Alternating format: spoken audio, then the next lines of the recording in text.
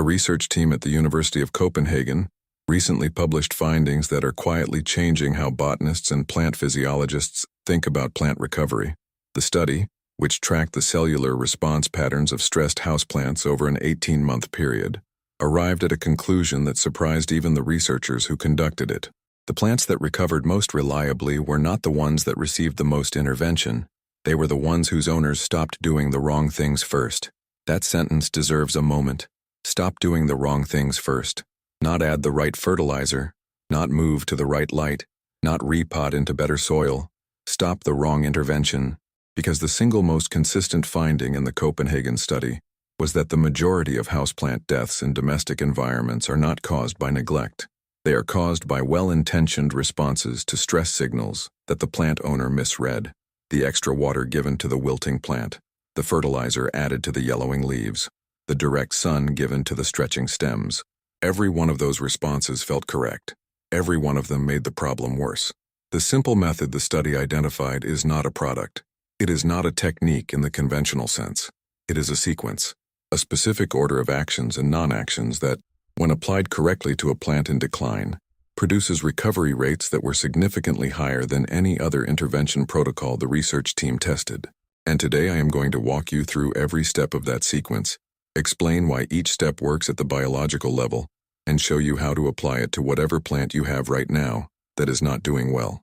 Before we get into the method itself, I want to explain what the Copenhagen researchers found about why plants die in domestic environments, because it reframes everything that comes after. The study tracked 312 houseplants across 47 households over 18 months. Participants were asked to document their care practices and the condition of their plants throughout the study period. The researchers were looking for correlations between care behaviors and plant outcomes. What they found challenged several widely held assumptions. The first finding was that overwatering was responsible for more than twice as many plant deaths as underwatering in the study population. Not slightly more than twice. In a culture where most plant care advice centers on remembering to water, the data suggested that the far more common error was watering too often, too much, or at the wrong time. The second finding was that stress responses, meaning the visible symptoms that prompted owners to take action, were most commonly misinterpreted. When plants wilted, owners watered them. When roots were actually rotting, and the wilt was caused by root system failure rather than drought, the additional water accelerated the decline. When leaves yellowed, owners added fertilizer. When the yellowing was caused by overwatering that had already damaged roots, fertilizer applied to a compromised root zone increased the salt concentration around struggling roots and made the damage worse. The treatment and the problem were moving in opposite directions. The third finding was the one that produced the recovery method. The researchers identified that plants have a measurable recovery window, a period during which the root system, even when partially compromised, retains enough functional capacity to rebuild if the stressor is removed, and the plant is given appropriate conditions. The recovery window is not unlimited, it narrows as damage progresses. But in a significant majority of cases in the study, plants that had been declining for days or even weeks still had enough functional root tissue to recover if the correct intervention was applied in the correct order. The problem was not that recovery was impossible.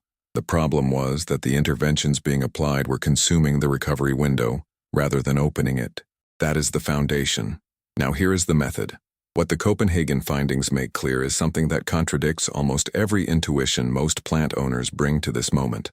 When a plant is in visible decline, the urgency we feel to act, to water more, to fertilize, to repot, to do something productive, is not a sign of attentiveness. It is often the mechanism by which a recoverable situation becomes an unrecoverable one. The study documented this pattern with remarkable consistency. A plant reaches visible distress. The owner responds with their best understanding. That response accelerates the decline. The owner responds with more intensity. The decline accelerates further. By the time the pattern is recognized, the recovery window has narrowed significantly. The plants that recovered were the ones whose owners either did not notice the decline in time to respond incorrectly, and therefore left the plant to its own cellular repair mechanisms, or who had enough knowledge to correctly identify the cause and respond to the cause rather than the symptom. The method is designed to replicate the second path. It does not ask you to have more knowledge than you currently have. It asks you to follow a sequence that puts the knowledge you need in front of you before it asks you to act on it. The sequence is the method, not the steps alone. Most of the plant owners in the study were attentive and genuinely invested in their plants. What they lacked was not commitment. What they lacked was a framework for translating visible symptoms into accurate biological diagnoses before acting on those symptoms. The method the researchers developed was a product of documenting, across hundreds of plants and thousands of observations, what the correct sequence of actions looked like in practice, and then making that sequence explicit enough to be repeatable by any plant owner regardless of experience level. You do not need to be a botanist. You need to follow the steps in the correct order. Here is the sequence. Stop, assess, match, environment, monitor. 5 steps, applied in the correct order. The sequence is what the data showed produces recovery, not aggressive intervention, not the fastest possible response. The correct response, in the correct order applied to the correct diagnosis. That combination, documented across 312 plants over 18 months, is what the Copenhagen researchers ultimately identified as the reliable method for saving a plant that appears to be dying, but has not yet crossed the threshold from recoverable to unrecoverable. Step 1. Stop all current interventions immediately. This is the hardest step for most plant owners because it feels like doing nothing. It is not doing nothing. It is removing the wrong input from a system that is already stressed. If you have been watering heavily, stop. If you have been fertilizing, stop. If you have recently repotted, moved, or pruned the plant, stop touching it entirely. For a period of 48 hours, the plant receives no new interventions of any kind. This is not negligence. It is the removal of the variable most likely to be compounding the problem. The Copenhagen researchers found that in plants where the primary stressor was overwatering-related root damage, removing all additional watering for 48 hours produced measurable improvement in root tissue oxygenation even before any other intervention was applied. The root zone, given the chance to partially dry and aerate, began recovering on its own once the primary stressor was removed. The plants that did not improve in this window had typically received additional interventions that prevented the natural recovery process from beginning. Step 2. Conduct the 4-point assessment. After 48 hours of non-intervention, assess the plant systematically, not emotionally, not urgently, systematically. The assessment has 4 components. First, observe the whole plant posture. Is the decline uniform across the entire plant or localized to specific areas? Top-down decline, meaning the upper growth suffers first while the base stays firmer, suggests a vascular or crown problem. Bottom-up decline, meaning the lower leaves suffer first while new growth at the tips stays viable, suggests a root system issue. Localized decline on one side or one stem while adjacent tissue stays healthy, suggests physical damage or a localized infection. Second, examine the leaf symptoms in detail. Are the leaves uniformly pale or yellow across their entire surface? Are the veins a different color than the surrounding tissue? Are there spots, lesions, or textural changes on the surface? Are the tips brown while the rest of the leaf stays green? Each pattern points to a different cause, and reading the pattern correctly is what makes the next steps effective rather than counterproductive. Third, check the soil thoroughly, not just the surface. Press a finger or a wooden skewer 2 inches into the soil and assess the moisture level at depth. Wet soil with a plant showing stress means the root zone is compromised. Dry soil with a plant showing stress means the root zone is desiccated. These 2 conditions look similar from above and require opposite responses below. Also examine the soil surface for white salt crust deposits, which indicate excess fertilizer accumulation or hard water mineral buildup. Look for soil pulling away from container edges, which indicates chronic dehydration and hydrophobic soil. Look for any green tinge on the soil surface, which indicates algae, and suggests the soil is staying too wet between waterings. Fourth, examine the roots. For container plants, this means carefully removing the plant from its pot and examining the root ball. Healthy roots are white or pale tan, firm and slightly flexible. Damaged roots are brown, gray or black, and soft or mushy.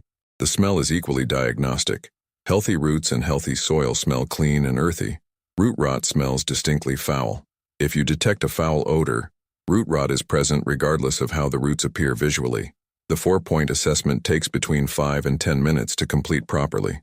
The Copenhagen researchers found that plant owners who completed all 4 observations before taking any action had significantly higher recovery rates than those who acted on the first or second observation alone.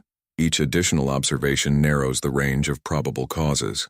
Wilting alone is consistent with 6 or 7 different diagnoses.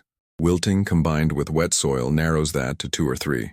Wilting with wet soil and dark mushy roots and a foul smell narrows it to essentially 1.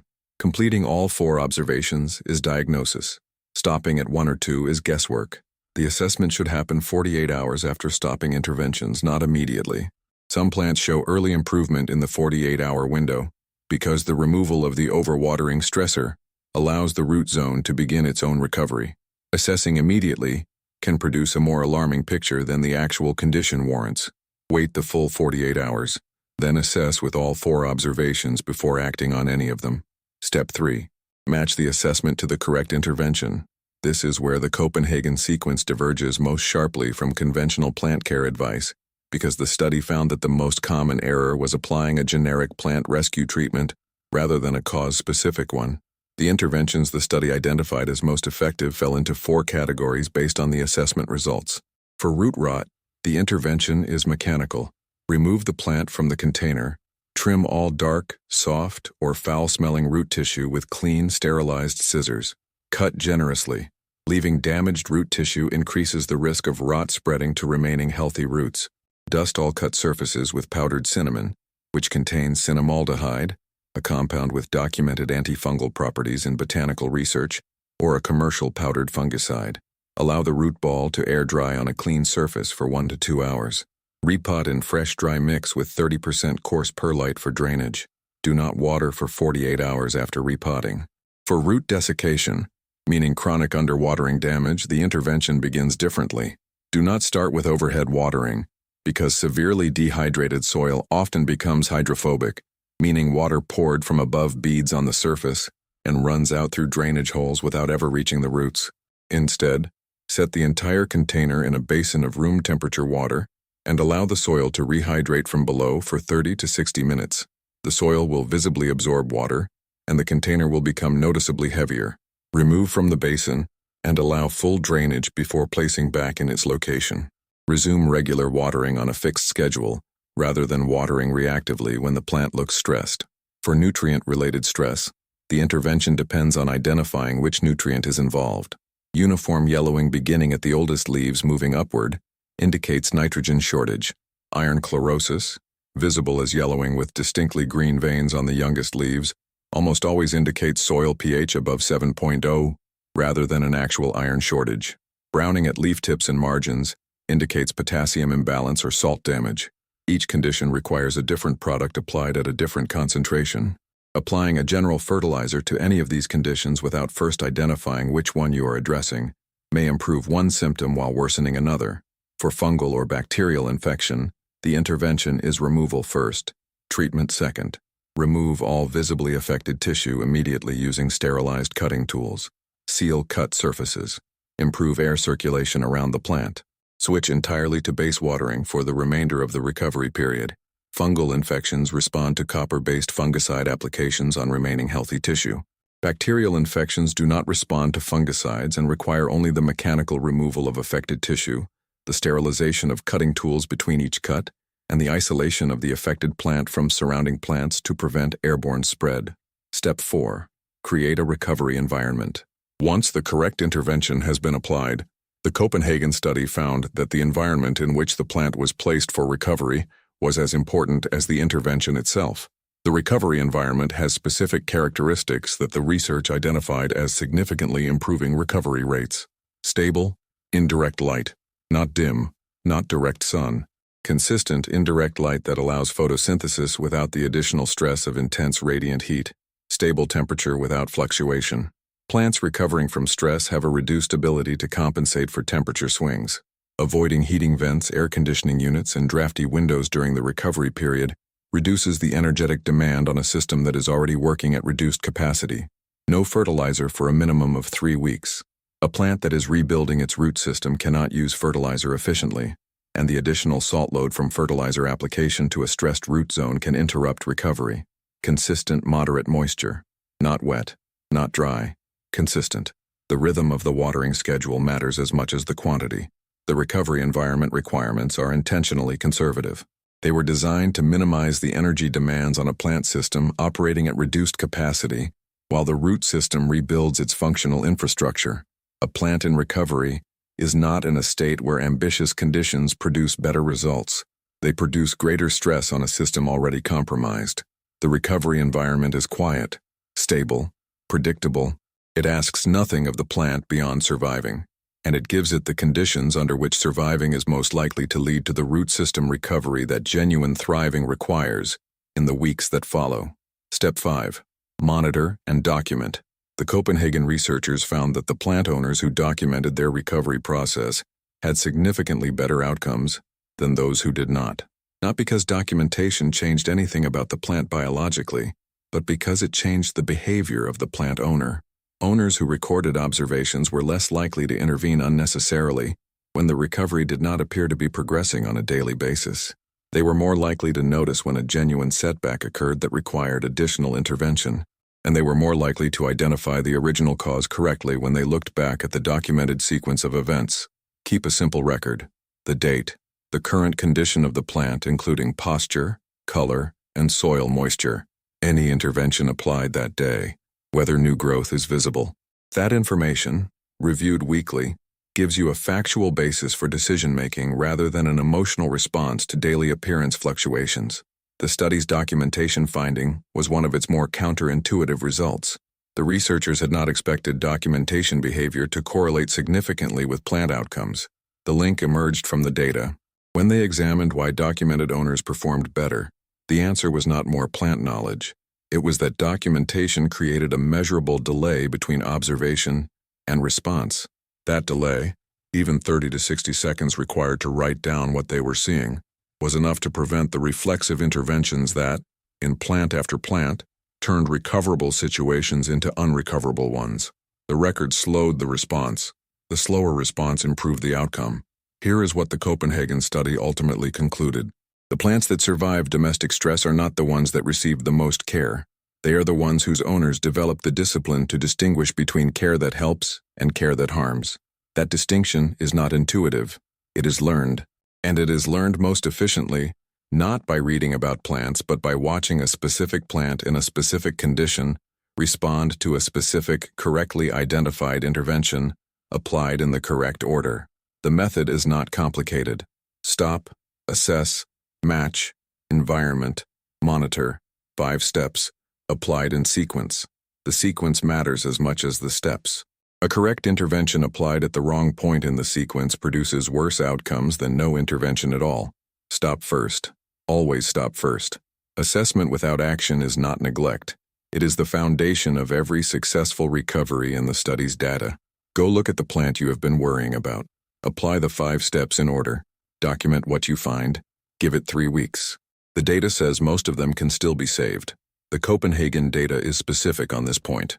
Of the plants in the study that had not yet reached complete root system failure at the time the 5-step method was applied, the significant majority showed measurable improvement within 3 weeks. The window was still open. In most cases, it had been open considerably longer than the owner realized. What had been closing it was not the passage of time. It was the interventions applied while the owner waited for improvement that did not come. Stop first. Assess before you act. The window is almost certainly wider than it looks right now. Most of them can still be saved. Drop a comment telling me which step you are starting at with your current plant situation and what you are observing. I read every single comment and I may address your specific case in a future video. Give this a thumbs up if the method gave you a framework you did not have before, and subscribe for science-based gardening content every single week.